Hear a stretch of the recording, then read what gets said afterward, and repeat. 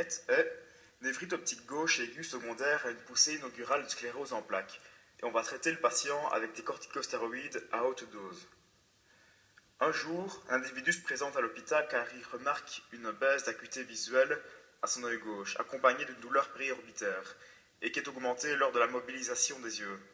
Le patient remarque un flou visuel. On va donc lui diagnostiquer une névrite optique. Notons aussi que cette maladie touche le plus souvent les femmes dans une tranche d'âge comprise entre 18 et 45 ans. Cette névrite optique est dans la grande majorité des cas déclenchée par la sclérose en plaques. C'est une maladie neurologique auto-immune chronique du système nerveux central. Ces manifestations cliniques sont liées à une démyélinisation des fibres nerveuses du cerveau, de la moelle épinière et du nerf optique dans ce cas-ci. Les causes restent inconnues. Des théories évoquent des facteurs génétiques environnementaux. Alors partons de la sclérose en plaques pour débuter le schéma de la maladie. Sa principale action est la destruction de la gaine de myéline du nerf optique dans ce cas-ci. La myéline est une gaine lipidique qui entoure les fibres nerveuses. Elle est produite par les oligodendrocytes dans le cadre du système nerveux central dont fait partie le nerf optique. Elle a pour rôle de protéger ces fibres et d'accélérer la transmission du message ou un flux nerveux. Le système immunitaire des personnes atteintes de cette maladie détruirait la myéline en la considérant comme étrangère au corps, ce qui s'appelle une réaction auto-immune. Ainsi, à certains endroits du système nerveux, les influx sont plus lents ou complètement bloqués, ce qui provoque les différents symptômes de perte d'acuité visuelle. Alors comment expliquer les troubles de la vision? Tout d'abord, la vision correspond à la perception du spectre de la lumière comprise entre les longueurs d'onde de 400 nanomètres pour la couleur rouge et 700 nanomètres pour la couleur bleue. Les rayons lumineux vont converger vers la rétine, traversant plusieurs structures. D'abord la cornée, puis l'humeur aqueuse, ensuite les deux surfaces de cristallin, l'humeur vitrée, et puis après, ils vont converger vers la rétine. Il y a 3 étapes qui permettent la perception visuelle. Tout d'abord, la transduction qui se fait au niveau des photorécepteurs. Il y a les cônes pour la vision diurne et colorée, dont on distingue 3 sous-types, L, M et S, en fonction de leur sensibilité spectrale, et on a aussi le bâtonnet pour la vision crépusculaire et nocturne en noir et blanc.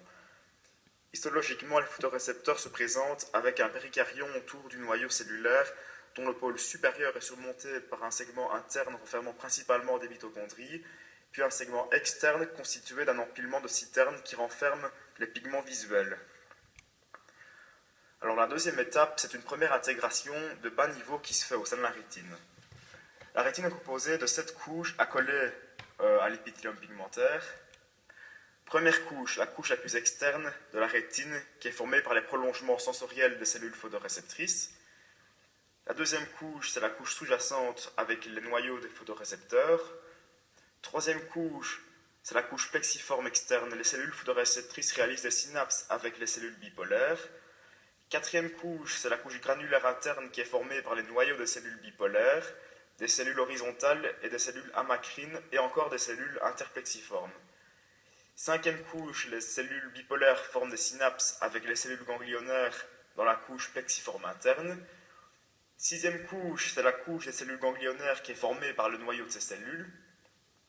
Et enfin, la septième couche, c'est la couche la plus interne qui est constituée par les prolongements axonaux non myélinisés des cellules ganglionnaires qui se dirigent vers la pupille pour former le nerf optique.